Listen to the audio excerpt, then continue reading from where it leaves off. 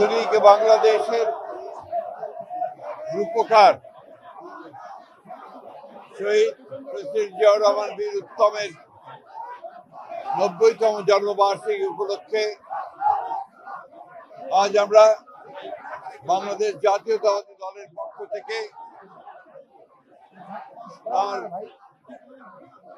কবর জিয়ারত করতে এসেছি, শ্রদ্ধা জানাতে এসেছি। একই সঙ্গে আমরা বাংলাদেশ জাতীয়তাবাদী দলের চেয়ারম্যান জনাব তারেক রহমানের পক্ষ থেকে আজকে এখানে আমরা দলের প্রতিষ্ঠাতা শহীদ প্রেসিডেন্ট জিয়াউর রহমান বীর উত্তমের মাজারে শ্রদ্ধাঞ্জলি অর্পণ করতে এসেছি। আজকে তারই পাশে শুয়ে আছেন আমাদের আরেকজন জন্ম অপরাজেয় নেত্রী, মহিষী নেত্রী, যিনি তার সারাটা জীবন বাংলাদেশের গণতন্ত্র, স্বাধীনতা ও সার্বভৌমত্বের জন্য লড়াই করে তার জীবন উৎসর্গ করেছেন। শহীদ প্রেসিডেন্ট জিয়াউর রহমান বাংলাদেশের রাজনীতিতে একটি এমন নাম, যে নাম প্রতি মুহূর্তেই স্মরণ করতে হয়। যিনি বাংলাদেশের স্বাধীনতা ঘোষণা করেছিলেন, পরবর্তীকালে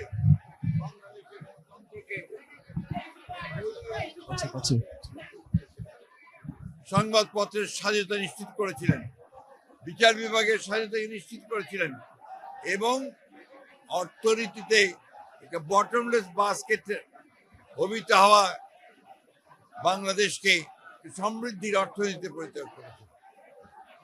শহীদ প্রেসিডেন্ট জিয়াউর রহমানকে সেই জন্যে আমরা বাংলাদেশের মানুষ প্রতি বছর স্মরণ করি। তার অনুসৃত যে পথ, সেই পথে আমরা সামনের দিকে এগিয়ে যাই।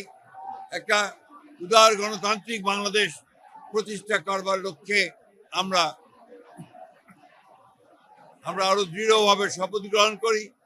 এবং আজকে যখন ফেব্রুয়ারি মাসে 12 তারিখে নির্বাচন ঘোষিত হয়েছে, একটি ছাত্র গণতার অভ্যুত্থানের মধ্য দিয়ে যখন ফ্যাসিস্ট হাসিনা পালিয়ে গেছে, তখন আবার নতুন করে একটা ধ্বংসপ্রাপ্ত অর্থনীতির বাংলাদেশকে গড়ে তোলার জন্য, গণতন্ত্রকে প্রাতিষ্ঠানিক রূপ দেওয়ার জন্য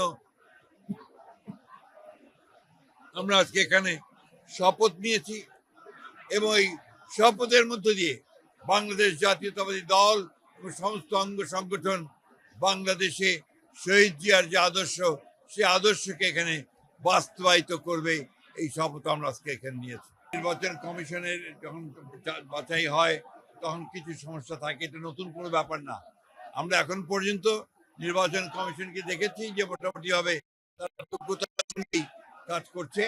আমাদের যে সমস্যাগুলো আমরা মনে করেছি, সেগুলো আমরা গতকাল তার সামনে তুলে ধরেছি এবং আমরা বিশ্বাস করি যে নির্বাচন কমিশন যোগ্যতার সঙ্গে এই নির্বাচন পরিচালনা করতে সক্ষম হবে।